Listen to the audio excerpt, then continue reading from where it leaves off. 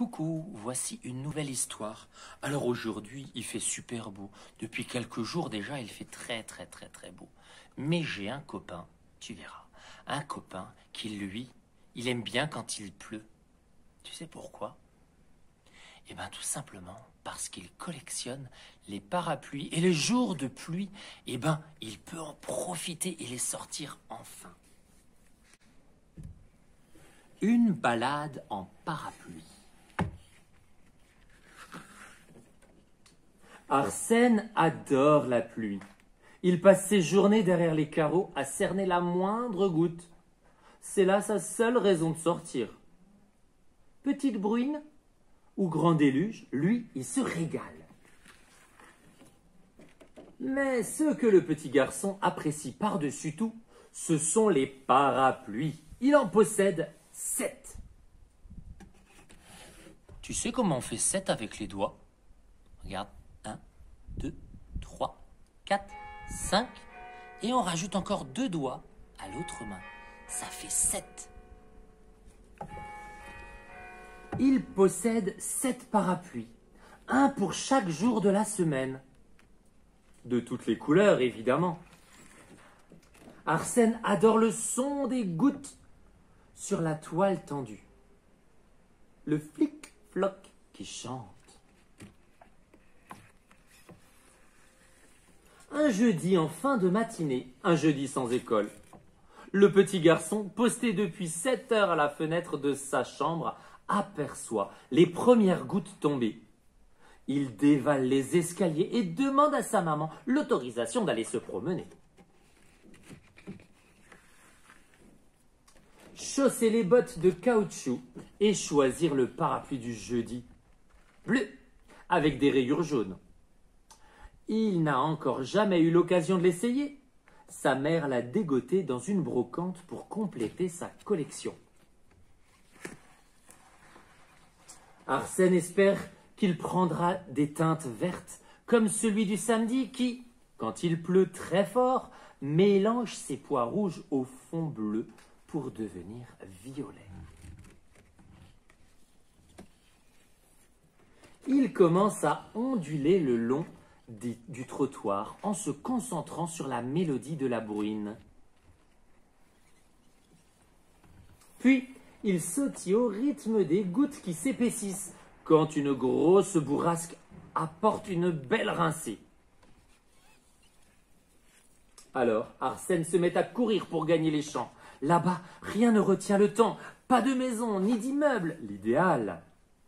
Et en plus, les flaques du chemin de terre commencent à se remplir. Arrivé à l'aube du sentier, il reprend son souffle et rit. Heureux. Avec ce ciel, le monde lui appartient, pas un badaud à l'horizon. Il fait tourner son parapluie dans un sens, dans l'autre, puis accélère le pas jusqu'à décoller d'un petit bond. Il renouvelle l'expérience une, puis 2 fois, et à la 3e, il s'envole pour de bon. Le bras tendu, il bat de sa main libre et de ses pieds pour prendre de la hauteur. Son ascension dépasse les nuages jusqu'à surplomber la tempête. Là-haut, des éclaircies. Un beau ciel bleu où le soleil s'est caché. Arsène virevolte d'un tour de main à gauche, puis à droite, sans jamais discontinuer de battre la mesure avec ses pieds, sans quoi il perd de l'altitude.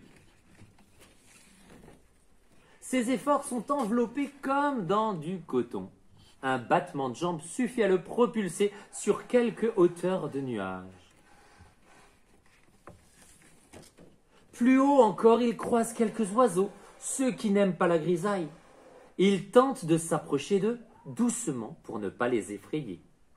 Au départ, le fait de ralentir ses mouvements le fait redescendre, puis il comprend rapidement la technique. Ses mouvements de poignet doivent toujours rester réguliers.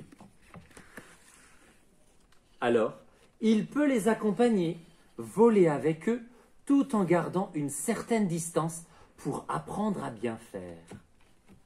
Il les suit ainsi pendant plus d'1 heure. De quelques oiseaux, ils finissent par centaines, s'accrochant à chaque rencontre à un nouveau groupe, voltant de nuage en nuage. Arsène se sent puissant, porté par cette toile noire et grise qui dessine le ciel.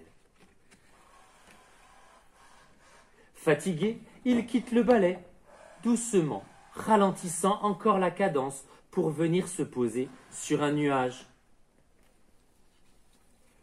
Il s'assoit et découvre là le coussin le plus moelleux du monde.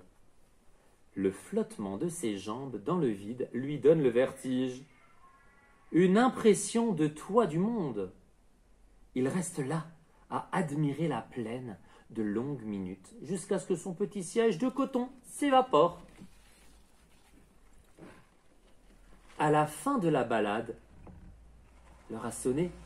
Arsène redescend avec prudence. Quand ses pieds touchent le sol, ses jambes se plient sous son poids. Il se redresse, lance un long regard rêveur au ciel, à présent dégagé, puis reprend le chemin de la maison, à tout petits pas, la tête vide et pleine de bonheur à la fois. De retour à la maison, il dépose son parapluie dans l'entrée. Non, il n'est pas devenu vert, répond-il juste à sa maman, avant de monter dans sa chambre. Puis, il s'affale sur son lit, la tête encore dans les nuages.